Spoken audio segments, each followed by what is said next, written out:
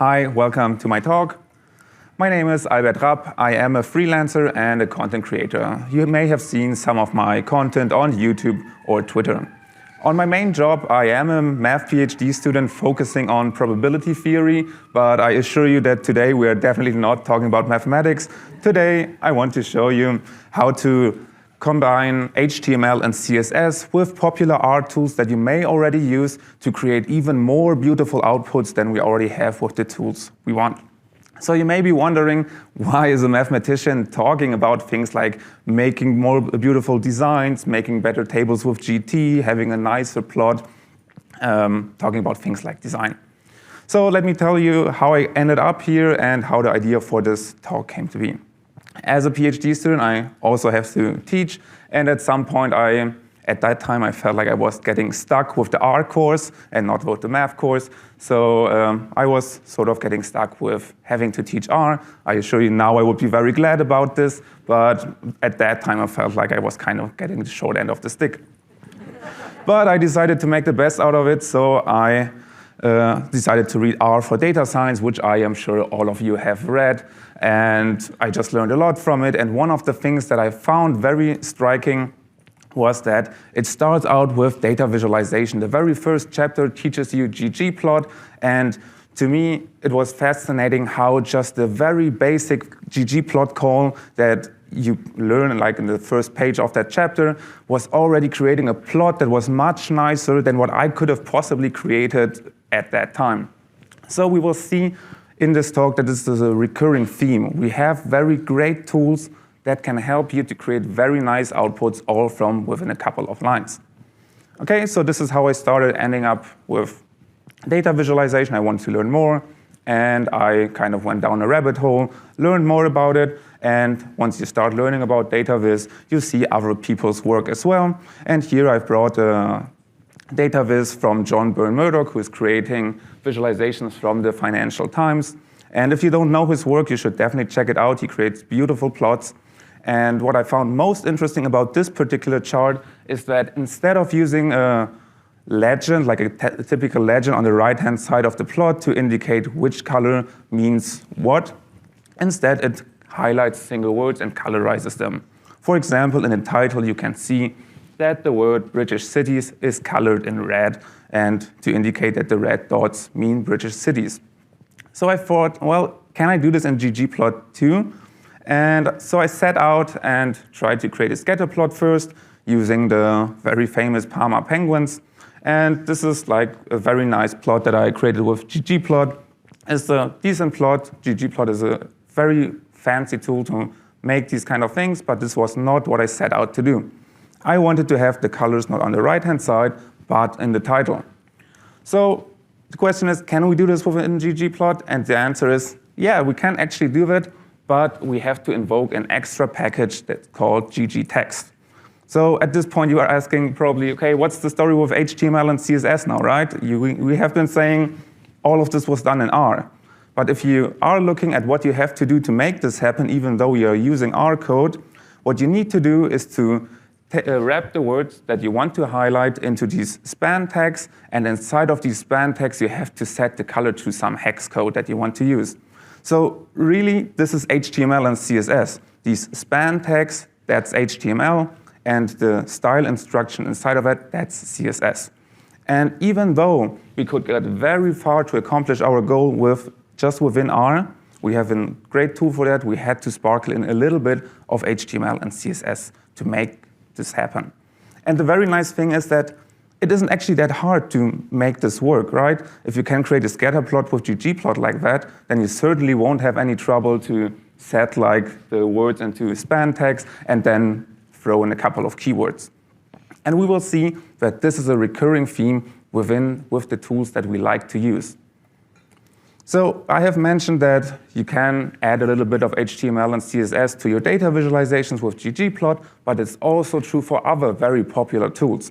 And this is what I've noticed. It's true for tables with GT, it's true for reports and slides with Quarto, and it's true for dashboards that you create with Shiny. All of these packages or tools are great out of the box. They can create beautiful outputs, and we can get very far all from within that tool that you use. But if you want to make something unique, if you want to make something a little bit special, like having the colors in the title instead, then you need to add a little bit of HTML and CSS to it.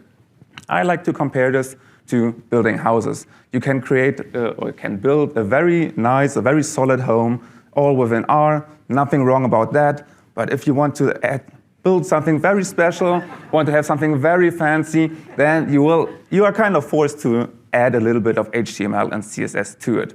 But really the point that I want to make here is that just with the data visualization, where you only had to throw in these span tags, it isn't that hard once you are at the point that you can already create the nice home. So the transition using the HTML and CSS isn't that hard.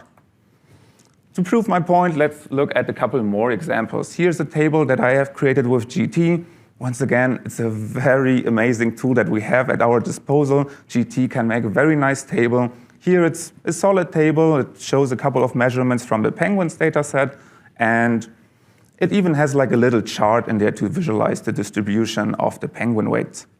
And even though this is a neat table, it may be a bit boring. It's just plain black and white, and you may need to draw your reader's attention to that specific table that you have. So you might want to throw in a little bit of color in there, add like a linear gradient to make things look fancy, just to grab your reader's attention. And the same story is here happening again. Basically, this was all done in GT, but to make this happen, you created your table in R and then passed this to some overlay. In this case, it's called opt.css, where you stick in CSS code to make the final changes that you want. And again, the story here is that the part that is highlighted is only a couple of keywords that are pretty easy to understand. I mean, I will guess that you won't have any trouble understanding what border top width does when you set it to 1 pixel, right?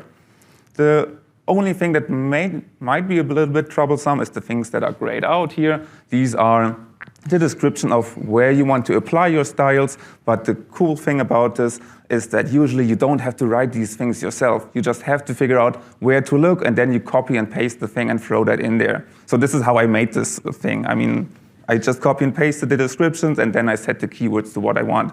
And the keywords are easily Googled. If you want to figure out what changes the background in CSS, you Google just that, and you see that background will do the job. Same thing is true in Shiny. In Shiny, you can just throw in a couple of keywords to a lot of UI elements to make your user interface look different.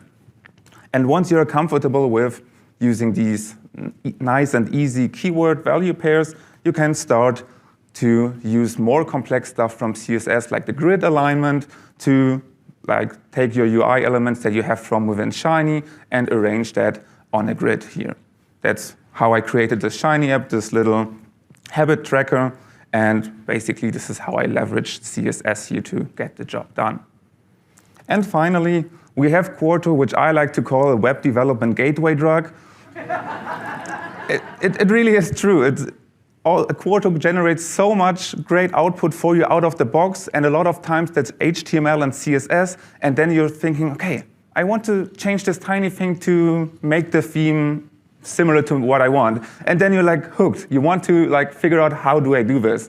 And this is really how you end up learning more about HTML and CSS, and this is how I ended up there too. And the very cool thing is that Quarto is a great place to learn the HTML and CSS because it already generates all of the code for you. You just have to figure out where to look. Once you know that, you can copy and paste most of the code from there and change the values to what you want. If it says background is white, copy and paste it and set background to blue if that's what you need. So with that, you can get very far. And the thing about Quarto is that, for example, if you create slides like these, you can do things like in little chunks. For example, you could interpret every slide as a little web development project and do some fancy stuff there. Here, I definitely want to mention that this theme isn't by me. It is great, but it is from Emil. I borrowed that. He will speak about probably more amazing Quarto themes just after me.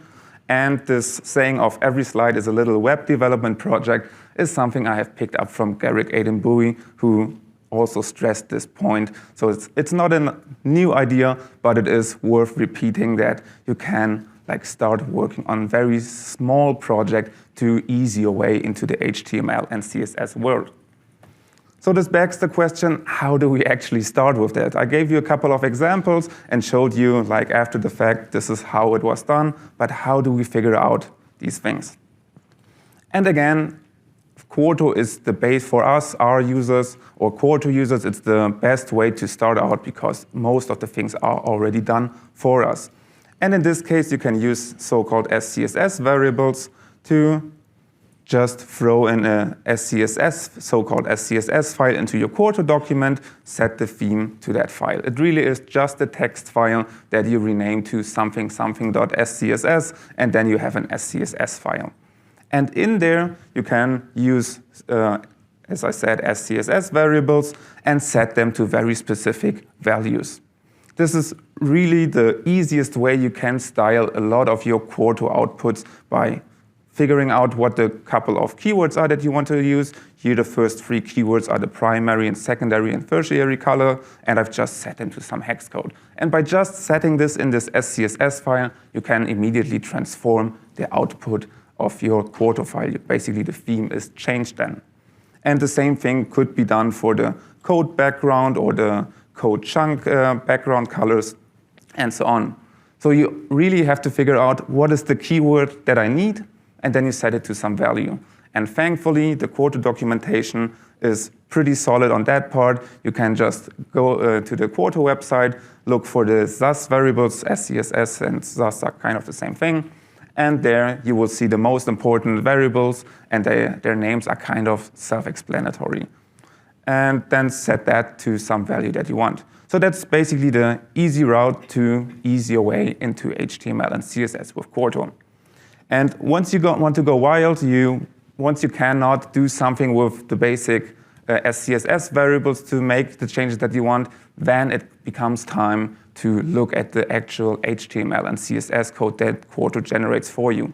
And on any website you can do this. You can just take your web browser, right-click anywhere, a drop-down menu will appear, and then you can navigate to inspect. Just imagine that there is inspect and not the German word for it, and then you would know what you have to click.